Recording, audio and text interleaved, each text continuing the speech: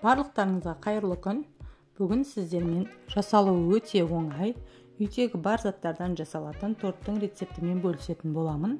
Сіздермен болған Бинура. Видеоны толық қарап менімен бірге болыңыздар. Подписаться кнопкасы мен қоңырау белгісін басып қоюды ұмытпаңыздар. Видеом шыққан уақытта алғашқылардың қатарынан болып көретін боласыздар.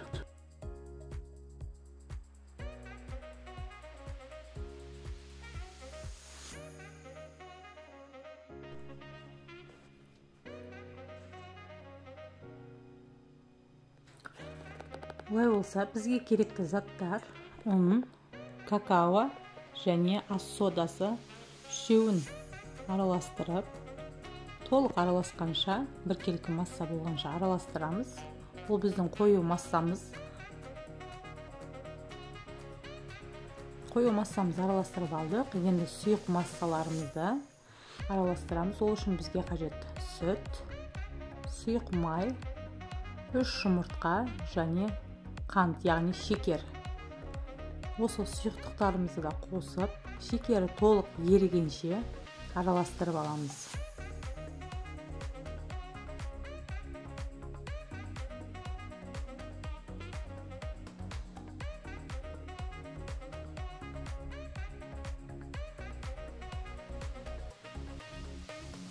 Сұйық массамызды толық араластырып алдық. Енді ұнымыздың үстінен құямыз.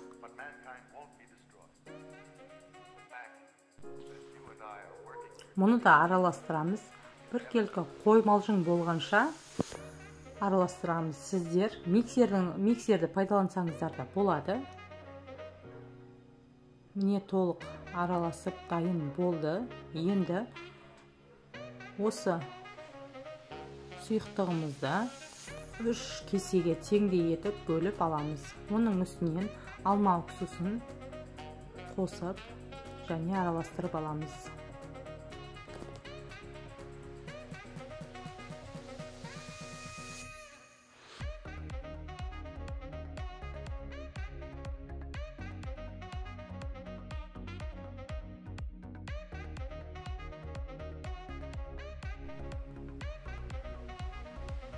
Енді қазанымыздың түбін майлап, баяу отта алғашқы кеседегі сұйықтығымызды құямыз.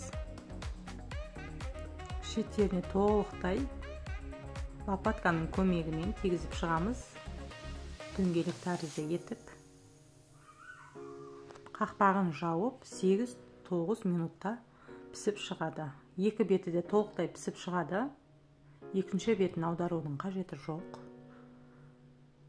Әр коржды дайындардан алдын қазанды майлауды ұмытпаңыздар. Және де қазанның қақпағын сүртіп отыруды да ұмытпаңыздар. Ыстыққа қазанның қақпағы буланғандықтан қазанды сүртіп отыруды, қақпағын сүртіп отыруды ұмытпаңыздар. Корждарымыздың алынуы да өте оңай, асты жабыспайды. Көріп тұрғандарыңыздай, дәл осылай үшінші коржды да пісіріп аламыз. Енді крем дайындаймыз. Ол үшін бізге творожный сыр, қант және сливке қажет болады. Творожный сыр мен қантымызды қосып, біраз араластырып аламыз. Толық араласып болған соң, үстінен 500 граммдай сливкиді қосып, миксердің көмегімен ең баяу миксермен миксерлейміз. Соңынан ақырындап көбейтіп отырамыз. 7-8 минутта креміміз дайын болады.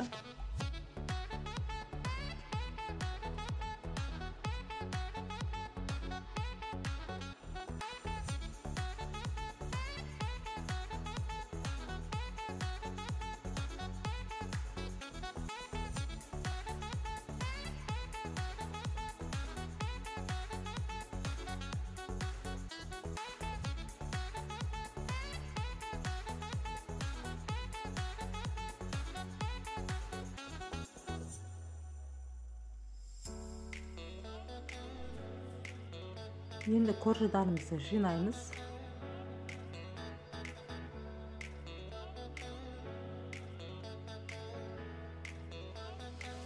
кремдерімізді жағып, үстінен екінші кожды да дәл осылай крем жағып шығамыз.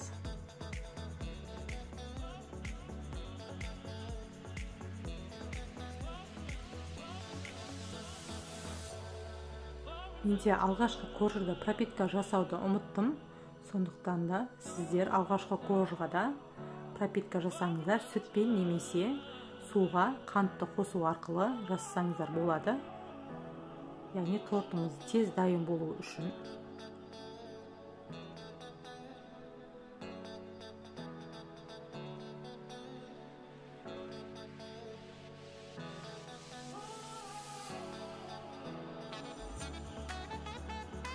Кремімізді жан жағына да толықтай жағып шығамыз.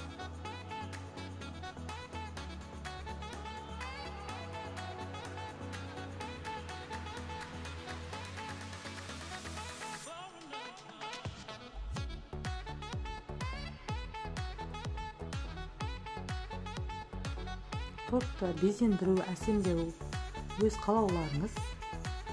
Мен шоколад, жан жағын әсемдеу үшін шоколад қолдандым.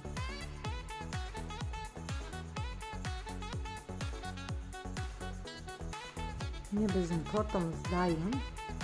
Сәндеу өз еріктеріңізде.